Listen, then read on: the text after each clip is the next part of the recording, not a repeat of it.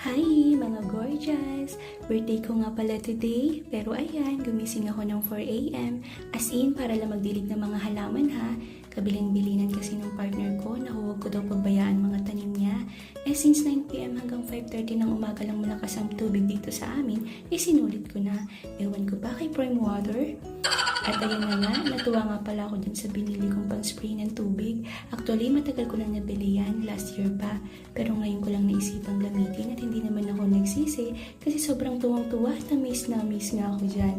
Kumuha nga pala ako ng susuotin kong damit dyan sa mga nilabhan ko. Syempre red kasi birthday ko nga, diba? Yung pambaba lang naman ang red. Then black na yung top, pantago ng taba ba? Kiss me. Grabe na tinaba ako at hindi ko nga alam paano magpapayat. Paano naman kasi kain lang ng kain. Ay, hindi pala, lamon.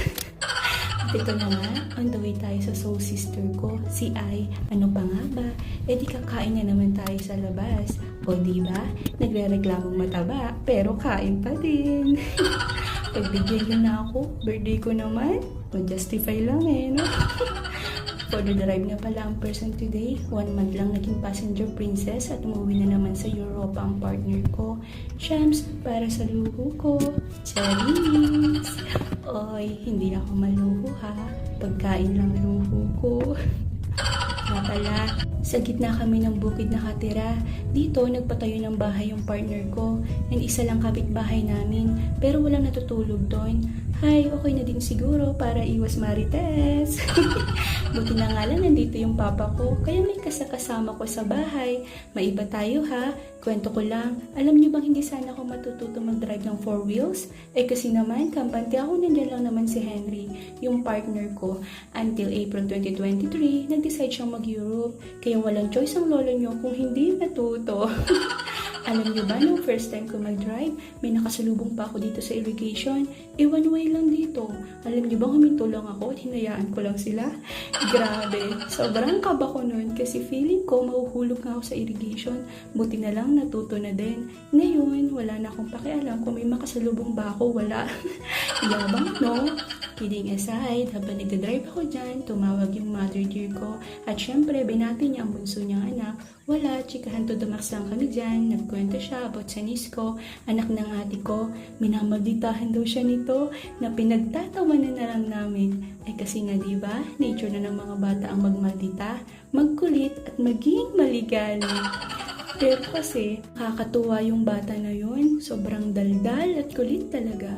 Ko na nga lang mauubusan ng sasabihin. Siya nga pala, nasa Israel yung mama ko at mag 7 years na din siya doon. Pinapauwi na nga namin pero ayaw pa daw niya. Marami pa daw siyang gustong pag-ipunan and wala naman daw siyang gagawin dito sa Pilipinas. Caregiver nga pala siya doon at hindi namin maiwasan na kabahan ang mag-alala kapag binobomba sila ng ibang bansa doon. Maybe we're hoping and praying na after ng contract niya, mag-for good na siya dito sa Pinas and mag-business na lang. Ang hirap din kasi na nasa ibang bansa ang isa sa member ng pamilya niyo, no? Lalo na kapag nagkakasakit sila, diba? Walang nag-aalaga sa kanila. Tumawag din pala ang partner ko, hindi para batiin ako, kundi para inisin. Binatin na niya kasi ako through chat kanina. And may advance gift naman siyang shoes sa akin na sobrang gamit na gamit. Dito pala, nagtataka ako bakit ang daming motor na nasa gilid. Yun pala, may mga pulis na nag-checkpoint. Ayan. Nakarating na ako dito sa office nila engineer, kapatid ni Henry at partner ni Ai.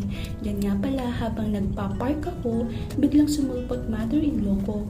Binati niya ako, and syempre, nagpasalamat tayo. Sige po.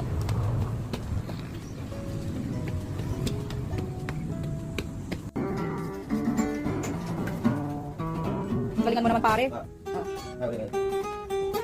Uy! Salamat.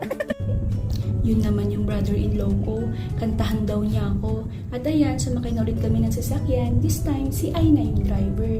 Papunta na kami sa Tarlac City. Pero syempre, kailangan muna naming daanan ang nagmamaganda naming kaibigan. Baklang to. Nagmamaganda pa nga. Akala mo talaga?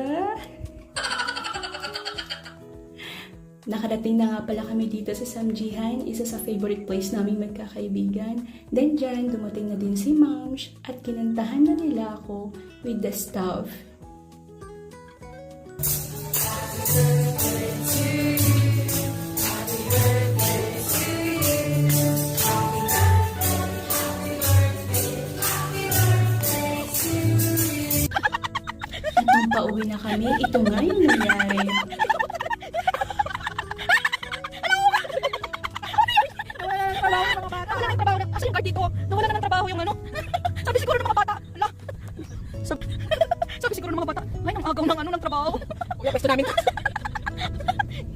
Kasi siya pabilisan niya.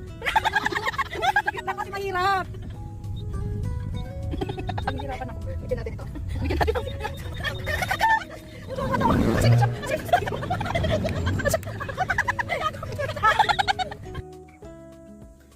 Pinag-traffic nga namin ang nagmamaganda naming kaibigan at kinareer naman niya.